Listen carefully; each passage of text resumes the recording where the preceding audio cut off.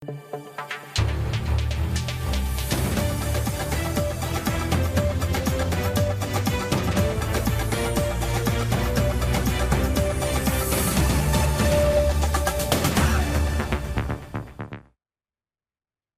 দর্শক, স্বাগত জানাচ্ছি আজকের সম্পাদকীয়তে। আমি জাফর সাদিক।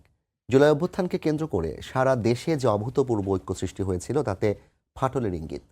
অভ্যুত্থানে নেতৃত্ব দেওয়া ছাত্রসহ রাজনৈতিক দলগুলোর কণ্ঠে অভিযোগ পাল্টা অভিযোগের সুর। জামায়াত ইসলামী যখন বলছে এক দল খেয়ে গেছে, আরেক দল খাওয়ার জন্য বসে আছে, তখন বিএনপি বলছে এ ধরনের বক্তব্য ঐক্য নষ্ট করবে। অন্যদিকে বৈষম্য বিরোধী নেতৃবৃন্দের কঠোর সমালোচনা করেছেন বিএনপির ভাইস চেয়ারম্যান শামসুজ্জামান দুদু। আর হাসনাত আবদুল্লাহ বলেছেন রিয়েলিটি মেনে নিয়ে তরুণদের বিপ্লবকে স্বীকৃতি দিতে বিভাজনের রাজনীতি ত্যাগ করতেন। সাম্প্রতিক রাজনৈতিক নানা আলাপচারিতার সম্পর্কে টানাপড়েন বিষয় নিয়ে আজকের সম্পাদকীয় রাজনীতিতে টানাপড়েন।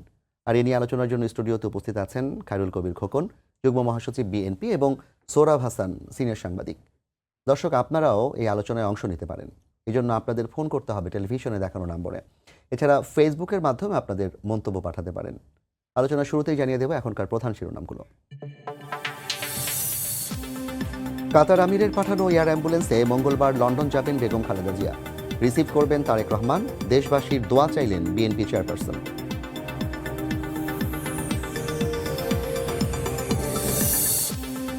গুমের মামলায় শেখ হাসিনা সহ 11 জনের বিরুদ্ধে গ্রেপ্তারি পরোয়ানা। 12 ফেব্রুয়ারি হাজিরের নির্দেশ ট্রাইব্যুনালের। বিচারের উদ্যোগে সন্তোষ ভুক্তভোগী পরিবারের।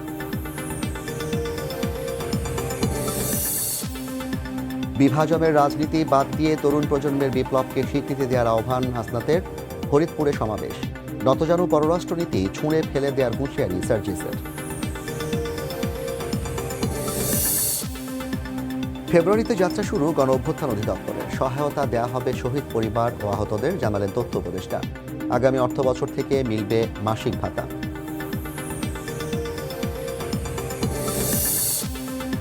ব্যয় কমাতে জাতীয় ও স্থানীয় নির্বাচন একই দিনে করার পক্ষে সংস্কার কমিশন। জনপ্রতিনিধি ও প্রতিষ্ঠানের ওপর এমপিদের অযাচিত নিয়ন্ত্রণ বন্ধে সুপারিশের ঘোষণা।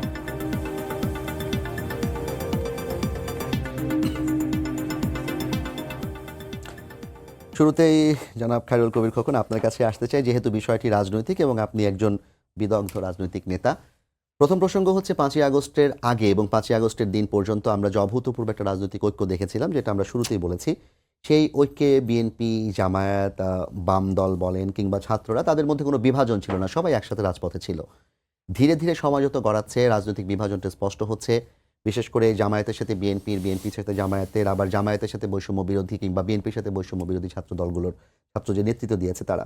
এই যে বিভাজন কিংবা টানাপোড়েনটা, এটা আসলে কেন হচ্ছে? ধন্যবাদ।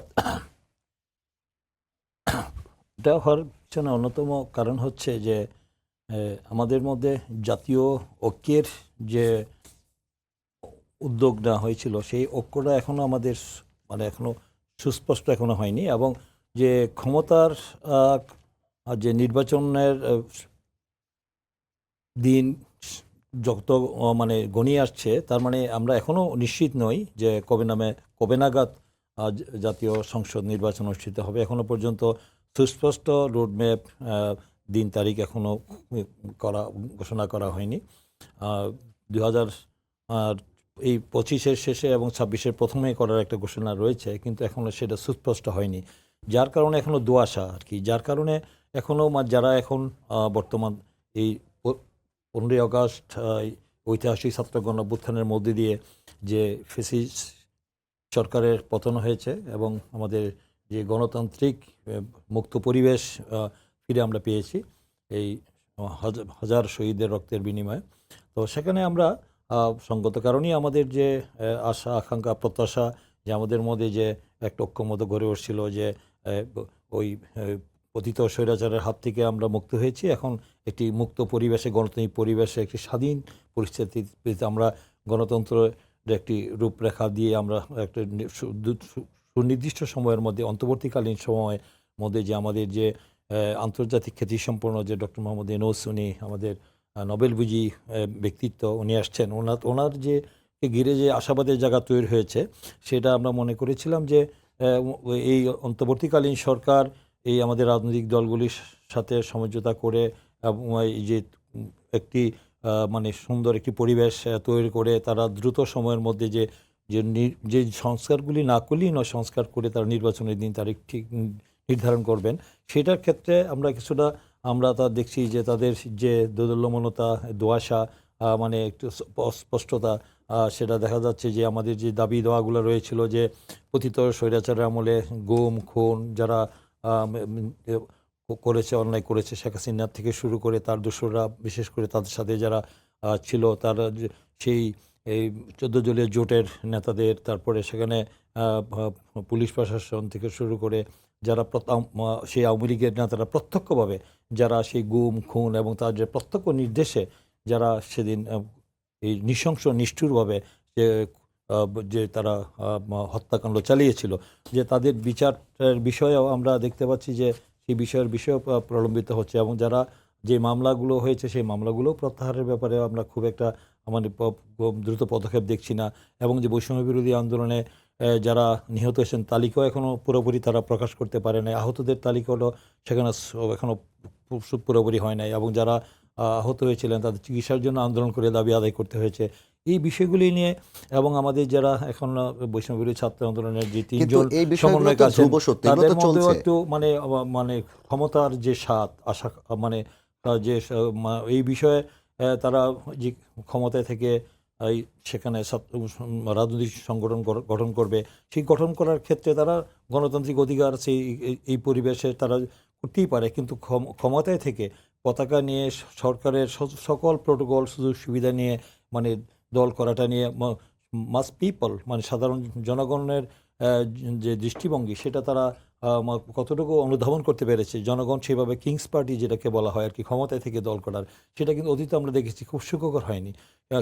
কিংস পার্টির পরিণতি শেষ পর্যন্ত কিন্তু আমরা দেখেছি কি পরিণতি হয়েছে। তাই আমরা মনে করি যে এই বাস্তব অবস্থার প্রেক্ষিতে সিদ্ধান্ত নেওয়া, যার কারণে আজকে টানাপোড়েনের কারণে দেখা যাচ্ছে যে এখানে আগামী দিনের রাজনীতিকে মানে সেই নির্বাচনে রাষ্ট্রীয় ক্ষমতায় যাবে এবং দেশ পরিচালনার দায়িত্বে কোন দল যাবে, সেখানে বিএনপি জামাত বলছেন, আবার যে সেখানে যেহেতু স্বৈরাচার আওয়ামী লীগ সরকারের পতন হয়েছে, তার দোসররা কিন্তু এখনও তার বেনিফিশিয়ারিরা তারা কিন্তু প্রশাসন থেকে বিভিন্ন জায়গায় তারা গাপটি মেরে বসে আছে, তারা এখন বহাল তবে অনেক জায়গায় রয়েছে, তাদেরকেও সেখানে দেখা যাচ্ছে যে তাদের বিষয়েও এখনও পর্যন্ত পুরোপুরি এই অন্তর্বর্তীকালীন সরকার তাদের বিষয়ে এখনও সুস্পষ্টভাবে তাদেরকে বিষয়ে ব্যবস্থা নিচ্ছে না, যার কারণে মানে অনেক বিষয়ে কিন্তু ওই ষড়যন্ত্র চক্রান্ত যারা বিদেশি যে চক্রান্তটা হচ্ছে, এই যে রাজনৈতিক দলগুলোর পারস্পরিক যে পাল্টা অভিযোগ, এই অভিযোগটাকে চক্রান্তকে উস্কে দিতে পারে না? হ্যাঁ, উস্কানোর কাজ চলছে। এই কারণেই আজকের এই যে আমাদের যে আজকের যে বিভাজনের মতো অবস্থা যে আমরা লক্ষ্য করছি, যে অস্থিতিশীল পরিস্থিতির দিকে দাবিত হচ্ছে, যে অনিশ্চয়তার দিকে আপনারা আশঙ্কা করছেন, জনগণ আশঙ্কা করছে যে এই যে আমাদের অর্জন, যে এই অর্জনটা কি শেষ পর্যন্ত ব্যর্থ হবে, কিন্তু এই জন্য আমাদের আরো সচেতন হতে হবে। আমরা সবাইকে বলতে চাই আপনারা রিয়ালিটি মাইনা নেন। আমরা দীর্ঘ একটা সময় ধরে রাজনৈতিক বিভাজনের মধ্যে বড় হয়েছি, বিভাজনের রাজনীতির মধ্যে রেখে জাতীয় ঐক্যে পৌঁছাতে পারেন, এবং রাজনীতিবিদ যারা আছে তাদের রাজনৈতিক প্রজ্ঞা এবং অভিজ্ঞতা আমরা তরুণ প্রজন্মকে সম্মান জানাই, কিন্তু তরুণ প্রজন্মের যে প্রত্যয়, তাদের সাথে যদি প্রজ্ঞার আমরা সম্মিলন ঘটাতে না পারি তাহলে 24 পরবর্তী আন্দোলন ব্যর্থ হবে। এই যে তরুণরা যে এই প্রত্যয়টা ব্যক্ত করতে চাচ্ছে, এই প্রত্যয়ের সাথে রাজনৈতিক দল গঠনের একটা প্রক্রিয়া আছে, সেই দল গঠনের প্রক্রিয়াকে রাজনৈতিক দলগুলো বিশেষ করে বিএনপির পক্ষ থেকে সবসময় কিংস পার্টি হিসেবে বলা হচ্ছে।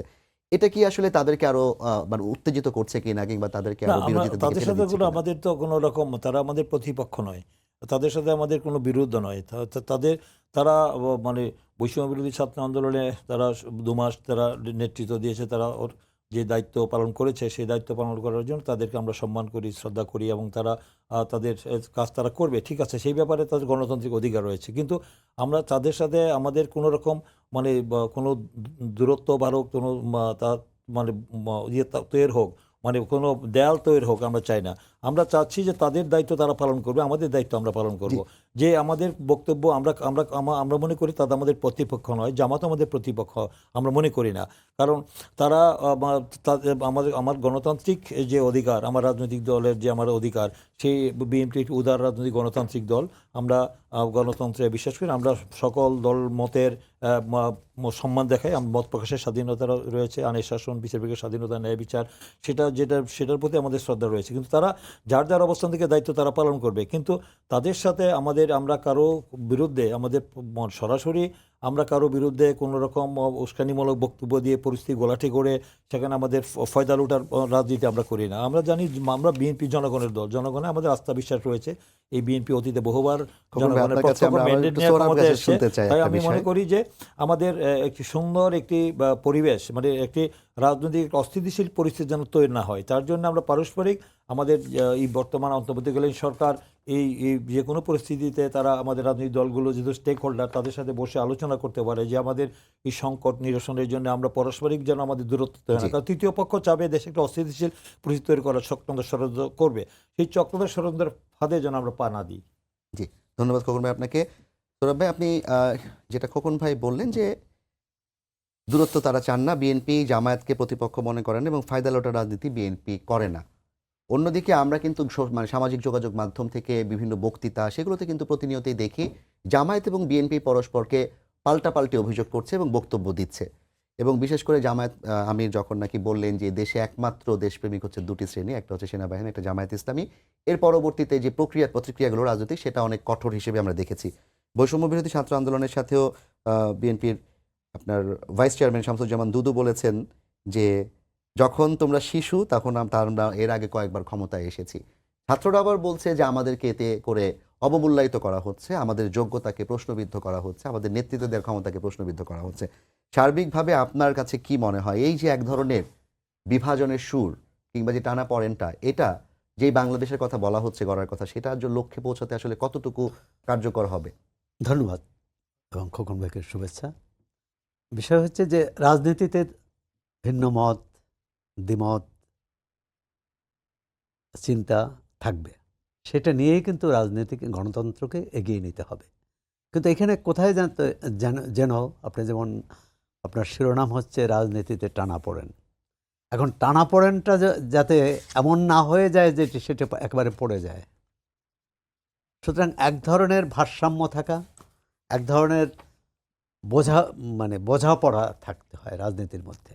এখন একটা হচ্ছে যেমন 5 আগস্টের আগে সবার অভিন্ন লক্ষ্য ছিল যে আওয়ামী লীগ সরকারের পতন।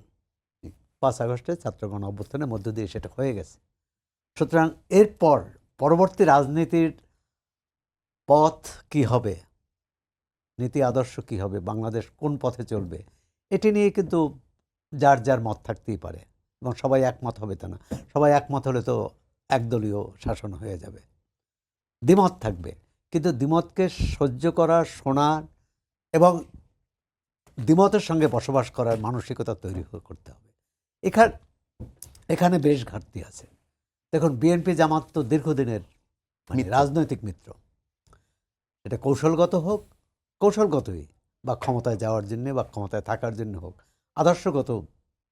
আদর্শগত মিল খুব একটা নেই কারণে বিএনপির রাজনীতি হচ্ছে উদার গণতান্ত্রিক শাসন, এই সরকার ব্যবস্থা। আর জামাত ইসলাম তারা একটি ইসলামী শাসনই প্রতিষ্ঠা করতে চায়। যদিও আমাদের সংবিধান অনুযায়ী বা নির্বাচন কমিশনে তাদের দেওয়া যে প্রতিশ্রুতি, সেখানে ইসলামী শাসনের কথাটা, যেমন আগে যেটা ছিল কোরআন ও সুন্নাহর ভিত্তিতে রাষ্ট্র চলবে, সেটা কিন্তু তারা পরবর্তীকালে যে নির্বাচন কমিশনে যে গঠনতন্ত্র জমা দিয়েছিল সেখানে সেটা সেভাবে দিতে পারেনি। কারণ বিশেষ করে এটিএম শামসুল হুদার নেতৃত্বে যে কমিশন হয়েছিল, সেই কমিশন তখন এটা বলা হয়েছিল যেমন ইসলামী শাসনতন্ত্র আন্দোলন, তারা কিন্তু নাম বদলাতে বাধ্য হয়েছে। তাদের ইসলামী আন্দোলন, মানে ইসলামী শাসনতন্ত্র আন্দোলন, মানে শাসনতন্ত্র তার মানে বাংলাদেশে ওই একটাই শাসনতন্ত্র থাকবে যেটা ইসলামী। এখন যেটা হচ্ছে যে ভবিষ্যতে বিজয়ের হিস্সা কার ভাগে যাবে, এটা নিয়েই কিন্তু বিরোধ। ছাত্রদের বক্তব্য হচ্ছে আমরাই তো আন্দোলনের পুরোভাগে ছিলাম, আমরাই সফল করেছি, সুতরাং আমাদের হক বেশি, আমাদের দাবি বেশি। বিএনপি দেশে, আওয়ামী লীগ যেহেতু মাঠে নাই, বিএনপি দেশের বৃহত্তম দল, আওয়ামী লীগ মাঠে থাকলেও অন্যতম বৃহৎ দল। আমরা যদি 91 থেকে 4টি ভোটের হিসাব নিকেশ করি, কাছাকাছি। সুতরাং বিএনপির দাবির পক্ষে যুক্তি আছে। জামাত এক ধরনের রাজনৈতিক সুবিধা পেয়ে গেছে ইতিমধ্যে। সেটা হলো জামাত আলাদাভাবে রাজনীতি করে কিন্তু কখনোই এই সুবিধাটা পায়নি। একটা হচ্ছে ছাত্র গণ অভ্যুত্থানে তাদের ছাত্র সংগঠনের বেশ সক্রিয় ভূমিকা ছিল এবং আন্দোলনকারী ছাত্রদের মধ্যেও তাদের একটা প্রভাব আছে। আবার অন্য কোনো অদৃশ্য শক্তির উপরও তাদের কি প্রভাব আছে কিনা জানি না, সেটাও অনেকে বলা বলি করে। তো সুতরাং জামাত মনে করে তারা বিএনপির বিকল্প। অন্যান্য ইসলামী দল এবং সমাজের অন্যান্য শক্তি যদি তাদের সঙ্গে থাকে, তারা বিএনপিকে মোকাবেলা করতে পারবে। সুতরাং এই যে এক ধরনের মোকাবেলা মানে ভোটের রাজনীতিতে মোকাবেলা মানে অন্যকে মাঠের মোকাবেলা না, হ্যাঁ, মাঠে মোকাবেলা নয়। সুতরাং এই হিসাব নিকেশ আছে। আর এও ঠিক, ছাত্র নেতাদের যে একটা অভিযোগ যে ধারায় রাজনীতি চলে আসছে, সেই ধারায় রাজনীতি আর চলবে না বা চলা উচিত নয়। বিএনপি কিন্তু তার অবস্থান থেকে অনেকটা সরে এসেছে, মানে অনেক নিজেকে পরিবর্তন করেছে। অন্তত তাদের 31 দফায় দেখি, 31 দফার গণতন্ত্র মঞ্চ বিএনপির অন্যতম মিত্র জোট এবং তার বেশিরভাগই বাম চিন্তাধারার ছিল। তাদের সাথেও কিন্তু বিএনপির একটা সমঝোতা বা বোঝাপড়া হয়েছে এবং 31 দফা তারাও গ্রহণ করেছে। তাদেরও কিছু প্রস্তাব বিএনপি গ্রহণ করেছে, আবার বিএনপির 31 দফা তারাও গ্রহণ করেছে। সুতরাং এই অন্যান্য দলের সাথে বিএনপির একটা বোঝাপড়াটা ভালো মনে করি এখন পর্যন্ত। যদিও গণতন্ত্র মঞ্চের নেতাদের একটা অভিযোগ আছে যে বিএনপি এখন আর তাদের সাথে খুব একটা বসে না। যদিও একটা ধারাবাহিক বৈঠক হচ্ছিল, বোধহয় 2-3টা দলের সাথে হয়েছে। আমি মনে করি আলোচনাটা আরও বেশি হওয়া উচিত। সেটি জোটের সাথে, মানে বিএনপির সহযোগী জোটের সাথে, এমনকি বিপরীত রাজনৈতিক যাকে আমরা প্রতিপক্ষ বলি। ধরুন আগামী নির্বাচনে বিএনপি ক্ষমতায় আসলো, জামাত বিরোধী দলে আসলো, তাহলে তাদের মধ্যে তো একটা বোঝাপড়া হবে। বিএনপির ভারপ্রাপ্ত ভাইস চেয়ারম্যান তো বলেছেন যে তারা যদি ক্ষমতায় আসতে পারেন, একটা জাতীয় সরকারের আদলে সরকার গঠন করবে। এটি নির্বাচন পর্যন্ত এই কি পরিবেশ দাঁড়াবে বা কি কোন গতি প্রকৃতি কোন দিকে যাবে বলা কঠিন। হ্যাঁ, বিএনপির এটা আগাম ঘোষণা। এমনকি বিএনপি মহাসচিব বলেছেন যে জামাত আসলে আসবে, না আসলে তারা বিরোধী দলে থাকবে। এখন কথা হচ্ছে যে জাতীয় সরকার শুনলেই কিন্তু ভয় লাগে। কারণ 75-এর পর কর্নেল আবু তাহের প্রথম জাতীয় সরকার কথা বলেছিলেন যে আওয়ামী বাকশালীদের বাদ দিয়ে। বিএনপিকে তো ওই পথে যায়নি। বিএনপি যখন ক্ষমতায় আসলো বা নির্বাচন করলো, তখন কিন্তু বিরোধী দলকে তারা জায়গা দিল, মানে তাদের নিয়েই নির্বাচন করেছে। একটি আমি অনেকবার লিখেছি, এই 18 নির্বাচনে, 14 নির্বাচনে বা 24-এর নির্বাচনে যে জিয়াউর রহমান বা হোসেন মোহাম্মদ এরশাদ তারা যদি বিরোধী দলকে না নিয়ে বিরোধী দলকে নিয়ে নির্বাচনের ব্যাপারে দৃঢ় প্রতিজ্ঞ থাকে, যে কোনোভাবে বিরোধী দলকে আনতে হবে। শেখ হাসিনা এত পরিপক্ক রাজনীতিক, এত বছর ক্ষমতায় ছিলেন, তিনি কেন বিরোধী দলকে বাদ দিয়ে নির্বাচন করতে চান? তার মানে এর মধ্যে কোথাও গোলমাল আছে। অর্থাৎ বিরোধী দল আসলে তার নির্বাচনের জয় অনিশ্চিত হয়ে যাবে। বাংলাদেশের রাজনীতির দুর্ভাগ্য হচ্ছে যে কেউ নির্বাচনে হারতে চায় না, কেউ ক্ষমতার বাইরে নিজেকে দেখতে চায় না।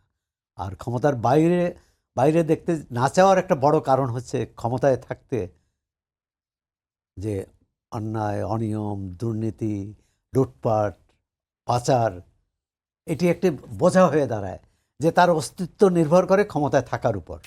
কিন্তু গণতান্ত্রিক ব্যবস্থায় কিন্তু সেটা হওয়ার কথা না। গণতান্ত্রিক ব্যবস্থায় সরকার বিরোধী দল মিলেই রাষ্ট্র পরিচালনা করবে।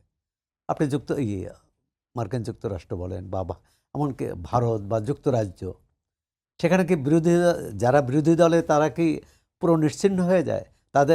তারা কি সব জেলে যায়? তাদের উপর দমনপীড়ন চলে বা তাদের দেশদ্রোহী, দেশ বিরোধী এইভাবে আখ্যায়িত করা হয় না। কারণ এদেশে কে দেশদ্রোহী একমাত্র সর্বোচ্চ আদালত বলতে পারে।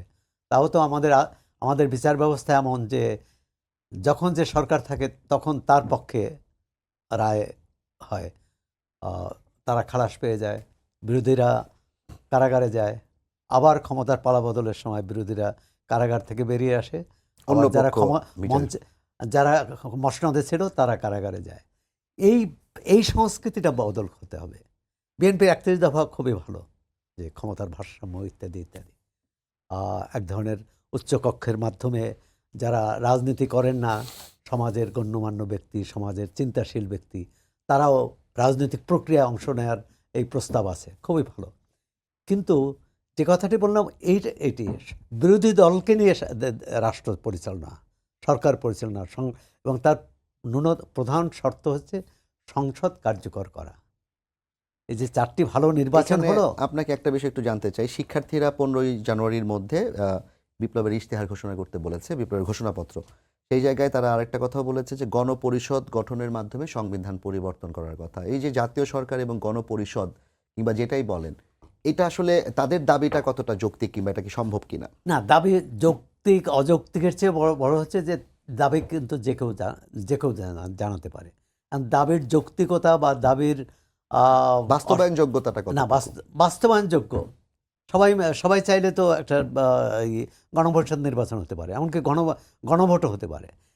প্রশ্নটা আসছে যে এখন আমাদের আইনের ভাষা, আইন এবং রাষ্ট্রবিজ্ঞানের যে মারপ্যাচ আছে, যেমন ধরেন এই যে সংস্কারটা কে করবে, বা একেবারে ন্যূনতম, বিএনপি তো রাজি যে স্বল্প ন্যূনতম সংস্কার করে তারপর নির্বাচিত প্রতিনিধিদের কাছে সেই বাকি সংস্কারটা তারা করবে।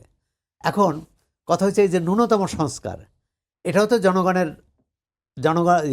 জনমতের প্রয়োজন হবে, জনগণ তার জনসমর্থন প্রয়োজন হবে। এখন সেটি কি হয়, ভূতপক্ষ সমর্থন আমরা করি, যে আমরা আগে এটি ঘোষণা করলাম, পরে গণভোট, যেমন জিয়াউর রহমান বা হোসেন মোহাম্মদ এরশাদ তারা কিন্তু গণভোটের মাধ্যমে তাদের কর্মসূচি পক্ষে রায় নিয়েছে। কিন্তু ওই দুই গণভোট সম্পর্কে মানুষের প্রচণ্ড কী বলে বিতর্ক আছে, এবং যে এরকম গণভোট হলে, ক্ষমতায় থেকে গণভোট করলে সেটা তার পক্ষে যাবেই, এটা একটি বিষয়। আর গণপরিষদ করলে তাহলে কয়টি নির্বাচন হবে? একটা হচ্ছে গণভোট হবে, আরেকটি গণপরিষদের নির্বাচন হবে, তারপর গণপরিষদের সংবিধান নবায়ন হোক বা সংস্কার হোক অথবা পুনর্লিখন হোক, যাই হোক, সেই সংবিধান অনুমোদনের পর আরেকটি নির্বাচন হবে। আবার ইতিমধ্যে দেখলাম সংবিধান সংস্কার কমিশন রাষ্ট্রপতি নির্বাচনও সরাসরি করার কথা বলেছে। তাহলে তো বাংলাদেশে আর কোনো কাজ থাকবে না, যে শুধু নির্বাচনই হবে। না, স্থানীয় সরকার এই কমিশন কিন্তু আবার বলছে যে স্থানীয় সরকার নির্বাচনগুলো সেটা হচ্ছে দুইটা পক্ষ একই সাথে। আমাদের এখানে ওই অর্থে স্থানীয় সরকার ব্যবস্থা নাই। সৌরভ, আপনার কাছে এই বিষয় নিয়ে আমরা জানবো, তবে তার আগে আপনি যে বিষয়টি বললেন, বিশেষ করে আমাকে সবচেয়ে বেশি মাথায় এসেছে যেটা, যে ক্ষমতা ছাড়তে চায় না, অন্যতম কারণ হচ্ছে দুর্নীতি কিংবা অনাচার, সেগুলোর জন্য। খোকন ভাইয়ের কাছে প্রশ্ন করতে চাই, বিএনপি দুবার অন্তত পুরো মেয়াদে ক্ষমতা ছিল তারা, তো বিএনপিও কি ভবিষ্যতে ক্ষমতায় আসলে একই জায়গায় থাকবে কিনা, যে তারা যে ক্ষমতাটা আওয়ামী লীগ যেটা ছাড়তে চায়নি, তাহলে সৌরভ ভাইয়ের কথা অনুযায়ী ক্ষমতায় থাকলে যে অন্যায় দুর্নীতির কারণে আমাদের দেশের রাজনৈতিক দলগুলো ক্ষমতা ছাড়তে চায় না, বিএনপি কি সেই বাস্তবতায় আছে কিনা? এই বিষয়গুলি ইতোমধ্যে কিন্তু আমাদের দলের পক্ষ থেকে জাতির কাছে স্পষ্ট করা হয়েছে।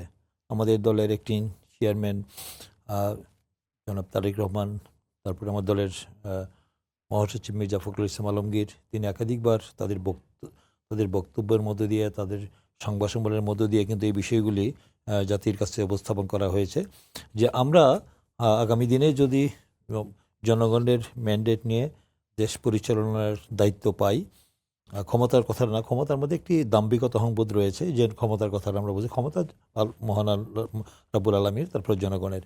জনগণ যদি আমাদের, যেহেতু আমরা একটি জনগণের দল, একটি রাজনৈতিক দল, তো আমাদের তো নির্বাচন আমরা চাবো, সেই নির্বাচনের মধ্য দিয়ে জনগণ যারকে ম্যান্ডেট দেয় তারই দেশ পরিচালনায় যাইতে যাবে, এবং রাষ্ট্রের মালিকানা জনগণের সরকার প্রতিষ্ঠা হবে, সেটা আমাদের প্রত্যাশা।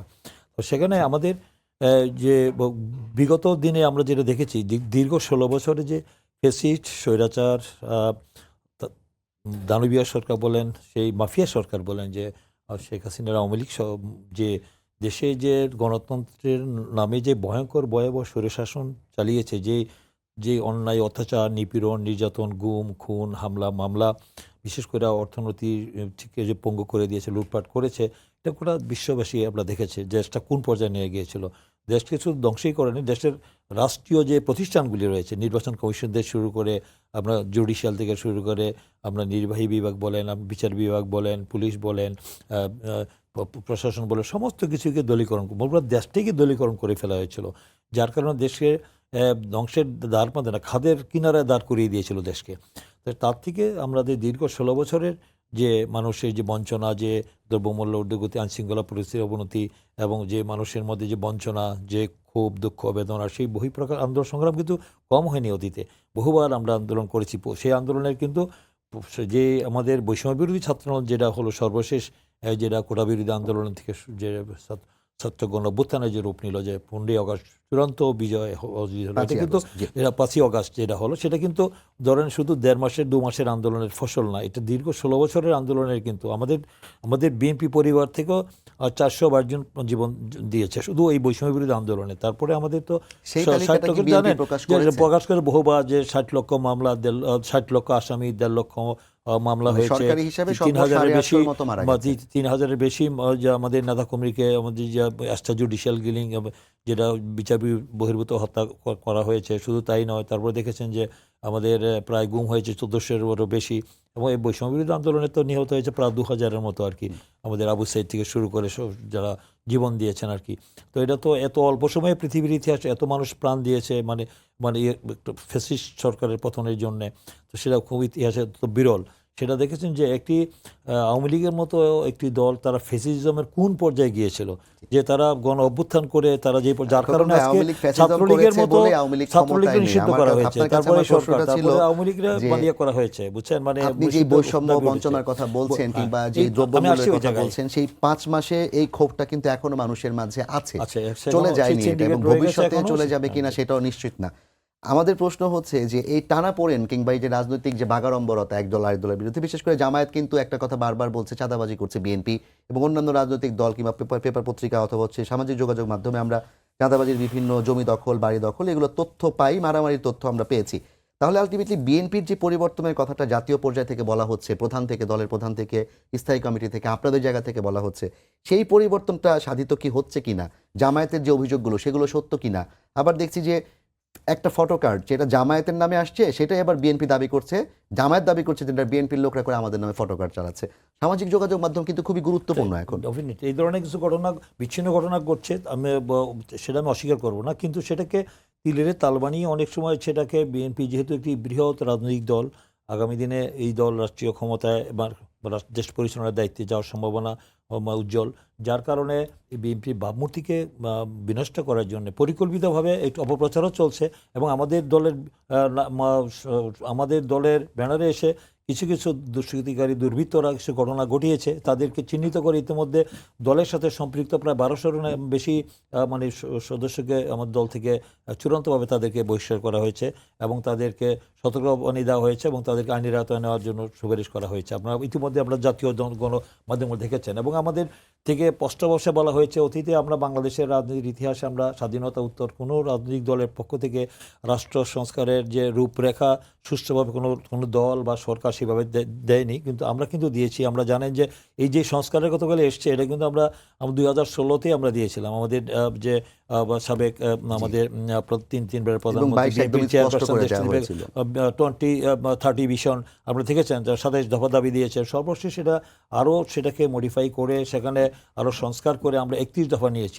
এটা চূড়ান্ত না, তার মধ্যে আরও সেখানে সংযোজন বিয়োজন হতে পারে দেশের স্বার্থে, গণতন্ত্রের স্বার্থে।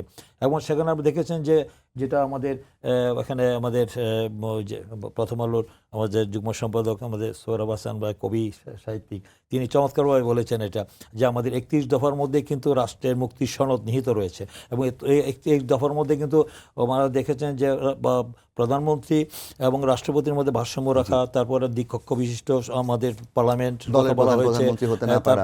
তারপর দুবারের বেশি প্রধানমন্ত্রী হওয়া যাবে না, এবং জাতীয় সরকার গঠন করা হবে। জাতীয় সরকার করার কথা হলো যে দীর্ঘ যে 16 বছর যে যারা রাজপথে লড়াই করেছে, সংগ্রাম করেছে, জীবন দিয়েছে, মামলায় খেয়েছে, জেলে গিয়েছে, নির্যাতিত হয়েছে, তাদেরকে নিয়ে আমরা এককভাবে আমরা এই বেনিফিশিয়ারি হতে চাই না। আমরা সবাইকে নিয়ে আমরা একটি সরকার গঠন করতে চাই, যদি আমাদের জনগণ যদি আমাদের ম্যান্ডেট রায় দেয়। সেটা আমরা বলেছি যে আমাদের একটা জাতীয় সরকার করতে চাই। সেই জাতীয় সরকারের ব্যাপারে ইতিমধ্যে যে আমাদের যে শরিক সংগঠনগুলি ছিল তাদের সাথে ঐক্যমতেও আমাদের পৌঁছেছি। আমরা দেখেছেন তাদের সাথে আলোচনা করেও যেটা আমাদের বলেছেন আমাদের সৌরভ ভাই, যে সেখানে আমাদের যে 31 দফার মধ্যে সেগুলো কিন্তু সন্নিবেশিত করা হয়েছে। এবং 31 দফার ভিত্তিতে আমরা মনে করি যে আমার অতীতে যে ফ্যাসিস্ট সরকারের যে অপকর্মগুলি করেছে, তারা যে দেশকে মানে যেই পর্যায়ে দলীয়করণ করে দেশকে যে ধ্বংসের দাঁড় করিয়ে দিয়েছিল, বিএনপি আগামী দিনে রাষ্ট্রীয় পরিচালনার দায়িত্ব পেলে, জনগণের ম্যান্ডেট পেলে কিন্তু আমরা সেগুলো করবো না। সেই প্রতিশ্রুতির অঙ্গীকার আমরা ইশতেহারের মতো সেটা ঘোষণা করে দিয়েছি, অলরেডি জনগণের কাছে দিয়েছি। এবং এই সংস্কারগুলো যদি আমরা মনে করেন যে এই সংস্কারের বিষয়গুলো আমরা মানে বাস্তবায়ন, আমাদের কমিটমেন্ট, এটা অঙ্গীকার জাতির কাছে, আমাদের দেশের জনগণের কাছে, যে আমরা আগামী দিনে যদি জনগণ আমাদেরকে সেই দায়িত্ব আমাদের দেয়, তাহলে আমরা রাষ্ট্র সংস্কারের জন্যে, রাষ্ট্র মেরামতের জন্যে এই সংস্কারগুলো আমরা বাস্তবায়ন করব। এবং এই সরকার যে উদ্যোগ নিয়েছে, যে এরা তো নির্বাচিত সরকার না, ওরা অনির্বাচিত, ওরা একটা ডক্ট্রিন অফ নেসেসিটির কারণেই তারা এখানে দায়িত্ব পেয়েছেন, এবং তাদেরকে সব মহলে আমরা গ্রহণ করেছি। এটা আমাদেরই সরকার, আন্দোলনের সংগ্রামের ফসল এই অন্তর্বর্তীকালীন সরকার। এই সরকারকে কোনো অবস্থাতেই ব্যর্থ হতে দেওয়া যাবে না। এই সরকারকে, এই অন্তর্বর্তীকালীন সরকারের অধীনেই আমরা মনে করি যে তারাও আগামী দিনে যে 15 অ্যামেন্ডমেন্ট করে যেটা তত্ত্বাবধায়ক সরকার বাতিল করা হয়েছিল, সেই তত্ত্বাবধায়ক সরকার আবার পুনর্জীবিত করা হলে তারাই আবার তত্ত্বাবধায়ক সরকার হতে পারে। তারা যদি সেই দায়িত্বটা সঠিকভাবে, তারা যদি আজকে দেশের যে মানুষের প্রত্যাশা অনুযায়ী কাজগুলি করতে পারে না। ওরা তো অনেক কিছু বিষয়ে এখনো পর্যন্ত তাদের যে দায়িত্ব তারা পেয়ে কাজগুলো করছেন, সেই কাজের ক্ষেত্রে কিছু ক্ষেত্রে অসঙ্গতি দেখা যাচ্ছে। সেই অসঙ্গতির ব্যাপারে এখনও কিন্তু সিন্ডিকেট এখনও জনগণের দ্রব্যমূল্য, মানুষের ক্রয় ক্ষমতার অনেক সময় দেখা যায় যে বাইরে চলে যাচ্ছে। সেটা এই সিন্ডিকেট এখনও সেই পতিত ফেসিস্ট সরকারের সিন্ডিকেট এখনও ভাঙা সম্ভব হয়নি, এগুলো রয়ে গেছে। যার কারণে আইনশৃঙ্খলা পরিস্থিতি উল্লেখযোগ্য পরিবর্তন এখন আমরা দেখতে পাচ্ছি, কিছু অবনতি হচ্ছে। কারণ অনির্বাচিত সরকার যতদিন দীর্ঘায়িত হবে, পরিস্থিতি অত্যন্ত দ্রুত অবনতি হতে থাকবে। তাই নির্বাচিত সরকারের পক্ষেই মানে দেশ সুষ্ঠুভাবে পরিচালনা করা সম্ভব। অনির্বাচিত সরকার বেশি দিন থাকলে এই ধরনের সংকট তৈরি হবে। কারণ এই পতিত স্বৈরাচারের দোসরা যারা লুটপাট করেছে, যারা দেশ থেকে মানে 27 লক্ষ কোটি টাকা বিদেশে পাচার করেছে, 28 লক্ষ কোটি টাকা 18 লক্ষ কোটি টাকা বৈদেশিক ঋণের বোঝা চাপিয়ে দিয়েছে আমাদের ঘরে। আমি দেখেছি মানে 15 বছরের প্রতি বছরই 15 বিলিয়ন ডলার তারা বিদেশে পাচার করেছে। আমরা দেখেছেন যে কদিন আগে FBI প্রমাণ পেয়েছে বাংলাদেশের যে বিভিন্ন ব্যাংক থেকে 300 মিলিয়ন ডলার নিয়েছে। এবং আমাদের যে শেখ হাসিনার পরিবারের শেখ রেহানার টিউলিপ সিদ্দিকী, তাদের 9টি মামলা চলছে। 9টি উন্নয়ন প্রকল্পের নামে মানে $7 বিলিয়ন তদন্ত চলছে, লুটপাটের মানে তাদের আত্মসাতের তদন্ত চলছে। এই ধরনের ঘটনা আমরা প্রতিদিন শুধু নয়, তা একজন জাতীয় সংসদ সদস্য আমরা দেখেছি কিভাবে, ওই যে কি আমাদের সিরাজগঞ্জ 2 আসনের এমপি ছিল হেনরি, তারও দেখেছি 4,000 কোটি টাকা স্কুল শিক্ষার্থী ছিলেন, স্কুল শিক্ষিকা থেকে তাকে 4,000 কোটি টাকা সে অবৈধ লেনদেন পাওয়া গিয়েছে। এটা আমরা দেখতে পেয়েছি। যে আমাদের যে জ্বালানি প্রতিমন্ত্রী ছিল যে নসরুল হামিদ বিপু, তারও দেখেছি 3,500 কোটি বেশি তার ব্যাংকের 58টি অ্যাকাউন্টে তার লেনদেন হয়েছে। এরকম একজন আওয়ামী লীগের একজন কর্মচারী তার 200 কোটি টাকার মালিক।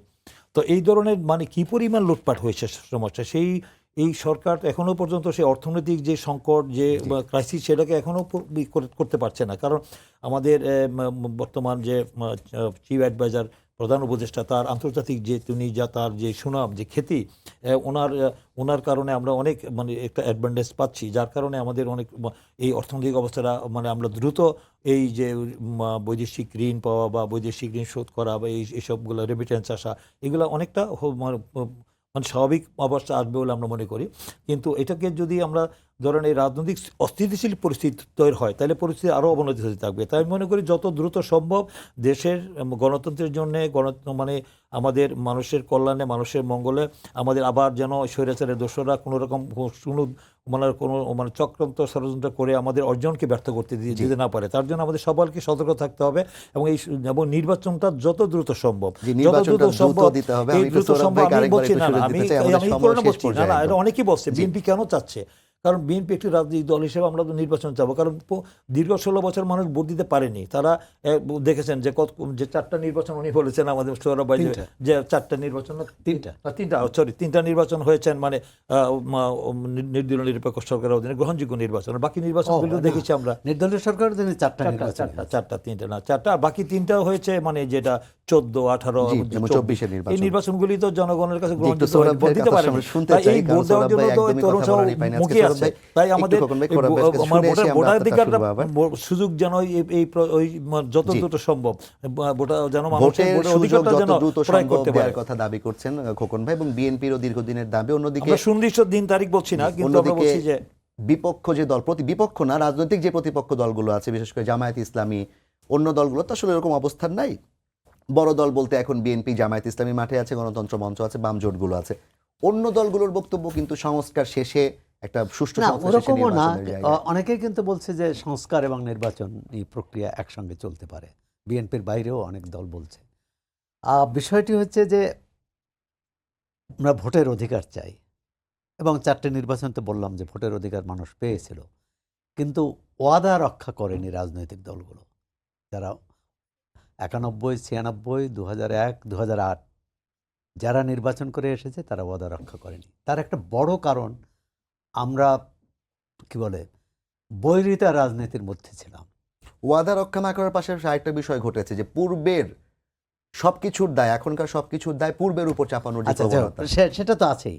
তো একটা যদি তত্ত্বাবধায়ক ব্যবস্থা চালু থাকে, তাহলে এই 15 বছর ধরে স্বৈরতন্ত্র কেউ টিকিয়ে রাখতে পারবে না, কারণ 5 বছর পর তাকে জনগণের কাছে যেতে হবে। এবং জনগণ হচ্ছে মানে খুবই বিচক্ষণ, যে তারা কিন্তু সিদ্ধান্ত নিতে ভুল করে না। আমরা যতগুলো অংশগ্রহণমূলক যতগুলো নির্বাচন পেয়েছি, সব নির্বাচনে তারা সঠিক সিদ্ধান্ত, সঠিক রায় দিয়েছেন। এবং দেখুন, যে জনগণ 91-এ আওয়ামী লীগ বিএনপিকে ক্ষমতায় আনলো, সেই জনগণ আওয়ামী লীগকে ক্ষমতায় এনেছে 96-এ।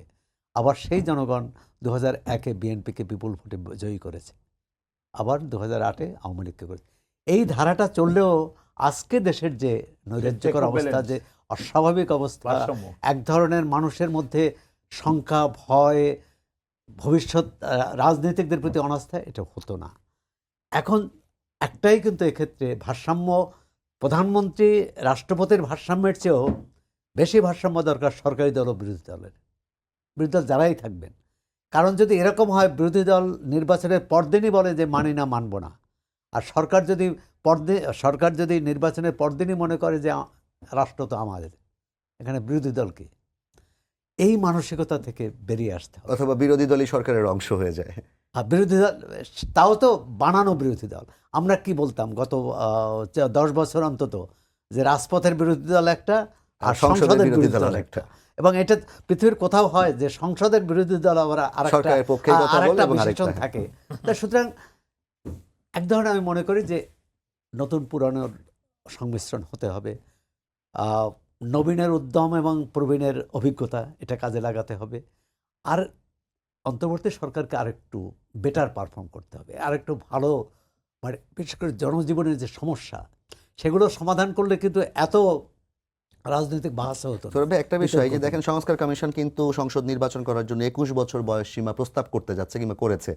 তাহলে এখন যারা ছাত্ররা, যাদেরকে আমরা বলছি নবীন, অভিজ্ঞতা নেই, তোমাদের সাথে কথা বলা যায় না, তোমরা কি বুঝো দেশের, আমরা অনেক দিনের রাজনীতি করেছি, যদি কেউ 21 বছরে নির্বাচন করে সংসদে চলে আসে, তখন সেই ব্যাপারটা কিভাবে দেখা হবে আসলে? না, সেটা যে হতে পারে, আমি মনে করি যে যার ভোটাধিকার আছে, যার ভোটাধিকার আছে, তার ভোট নেওয়ার অধিকার আছে। এক্ষেত্রে আমি মনে করি যে বৈষম্য করা উচিত নয়। 18 বছরেও হতে পারে। 18 বছরে তার, খোকন ভাই তো ডাকসুর সাধারণ সম্পাদক ছিলেন, তখন তাদের বয়স কত? এরকমই 21-এর নিচে। তো সুতরাং এইটি এবং ডাকসুর সেই তোফায়েল আহমদ থেকে শুরু করে ডাকসুকে তো দ্বিতীয় পার্লামেন্ট বলা হতো। সুতরাং এইটি এই 21 যদি প্রস্তাব করে থাকে সেটি না, তাহলে আমি জানতে চাচ্ছি যারা কিনা আন্দোলনের নেতৃত্ব দিয়েছে সামনে থেকে এই আন্দোলনে, তাদের মতামতগুলোকে এক ধরনের নালিফাই করে দেয় কিংবা খারিজ করার প্রবণতা রাজনৈতিক দলগুলোর মধ্যে কেন দেখা যায়? না না, খারিজ করা এটা বোধহয় ঠিক নয়। কারণ হয় কি যে তারা একটা রাজনৈতিক শক্তি হিসেবে আসতে চাচ্ছে। এখন তারাও যদি আবার পুরো রাজনৈতিক প্রচলিত যে রাজনৈতিক দলগুলো তাদেরকে নাকচ করে যে এরা কেউ না, আমরাই সব, তাহলে তো ওই বাকশাল প্রথাগত হবে, ধারায় থেকে আরেকটি গেল। বাকশাল হবে। আমরা তো আরেকটি বাকশাল চাই না। আবার সবাইকে বাদ দিয়ে মানে কি বলে সব পুরো জনগণ রাজনৈতিক না সব চাইলেও বাদ দিয়ে, হ্যাঁ। জনগণ না চাইলেও তাকেই নির্বাচিত করতে হবে সেটাও চাই না। এটার মধ্যে গণতন্ত্র হচ্ছে একসঙ্গে চলা। কথা হচ্ছে যে প্রচলিত রাজনৈতিক দলকে, নতুন ছাত্র নেতৃত্বকে এবং এর বাইরে যারা আছে সবাইকে একসঙ্গে চলতে হবে। ধরেন এই যে প্রশাসনে যে দুর্নীতি, সরকার যদি এই প্রশাসনকে তার মতো মানে কি দলের স্বার্থে, দলের নেতাকর্মীদের স্বার্থে ব্যবহার না করে, তাহলে দুর্নীতি অনেকাংশে কমে যাবে। আর রাজনৈতিক নেতৃত্বে দুর্নীতি না থাকলে বা দুর্নীতি কম থাকলে প্রশাসনেও দুর্নীতি কমবে। আপনি দেখুন যে ওই এর আগে প্রশাসনে কী ভয়াবহ দুর্নীতি হয়েছে। মানে একজন আইজিপি সে বাংলাদেশে তো অর্ধেক দখল করে ফেলছিল। একজন এনবিআর একজন সদস্য, মানে তার বিশাল মানে দুর্নীতির কাণ্ড, সম্ভবত আপনাদের এলাকায়, আপনার এলাকায়, মানে এটা একটা মতিউর রহমান। ছাগল কাণ্ড। মানে আমি বলছি যে এইসব ঘটনা আমি মনে করি যে যারাই ক্ষমতায় আসবে সামনে, প্রশাসনকে এক ধরনের নিয়ন্ত্রণের মধ্যে রাখার চেষ্টা করা, দুর্নীতি অনিয়ম যেগুলো আছে সেগুলো, প্রশাসনকে স্বাধীনভাবে কাজ করতে দেওয়া, নিয়ন্ত্রণ না করার চেষ্টা অন্যায় করা। দুর্নীতির ব্যাপারে হ্যাঁ, নিয়ন্ত্রণ অন্যায় করা। জি। দুর্নীতির প্রথমত হচ্ছে নিজেই অন্যায় দুর্নীতি থেকে দূরে থাকতে হবে, না হলে প্রশাসনকে অন্যায় দুর্নীতি থেকে দূরে রাখা যাবে না। আমি যদি একটি অন্যায় সিদ্ধান্ত তাকে নিতে বলি, আমি যদি একজন নির্দোষ মানুষকে বলি যে তার বিরুদ্ধে মামলা দাও, তাহলে তো সে তো আমাকে সম্মান আরো বেশি করবে না, ব্যবহার করবে। আমাকে সম্মান করবে না।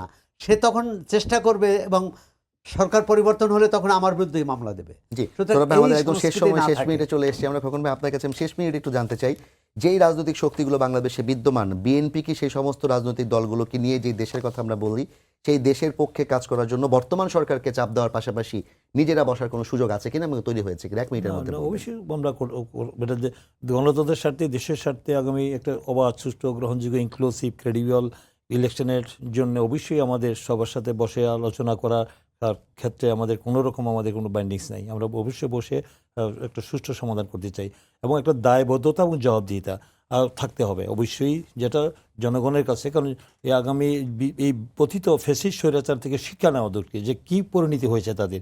দেশ থেকে শেখ হাসিনা পালিয়ে যেতে বাধ্য হয়েছে, পরিস্থিতি কোন পর্যায়ে গিয়েছিল বাংলাদেশের ইতিহাসে। এই জন্য আগামী দিনে এই থেকে শিক্ষা নিয়ে আমাদের মনে হয় যে এখন আর ভুলে যায়, এত দ্রুত যদি আমরা ইতিহাস ভুলে যাই, এই দীর্ঘ 16 বছরের বা এই 5ই আগস্টের যে তুরন্ত পতনের বিষয়, তাহলে আমাদের আগামী দিনে একই পরিণতি হবে। তাই এই থেকে শিক্ষা নিয়ে আমাদের দেশের রাজনৈতিক দলগুলি, নেতৃবৃন্দরা, আমার মনে হয় যে অনেক মানে আগামী দিনে এই বাংলাদেশের রাজনীতিতে একটা গুণগত পরিবর্তনের মাধ্যমে আমি মনে করি যে এই বিষয়গুলি আলোচনা করে সিদ্ধান্ত নিতে হবে, যেন আমাদের মধ্যে আর দেশের এই ধরনের পরিস্থিতি যেন কেউ তৈরি না করতে পারে। এই জন্য কোনো দল যেন কোনো ফ্যাসিস্ট স্বৈরাচার হতে না পারে। এই জন্য এই বিষয়গুলো আমরা নিয়ে আসছি সামনে। গণতান্ত্রিক সরকার প্রতিষ্ঠা এবং সেই পরিবর্তনের লক্ষ্যে কিন্তু দেশের জনগণ সবসময় জীবন দিয়ে আসে, তাদের চেষ্টা করে যায়। এবং সবাইকে ধন্যবাদ জানিয়ে এরকম একটি গুণগত পরিবর্তন অপেক্ষা থেকে শেষ করছি আজকে সম্পাদকে। আবারও দেখা হবে আগামীকাল রাত 10টায়। দেখার আমন্ত্রণ রইল। শুভরাত্রি।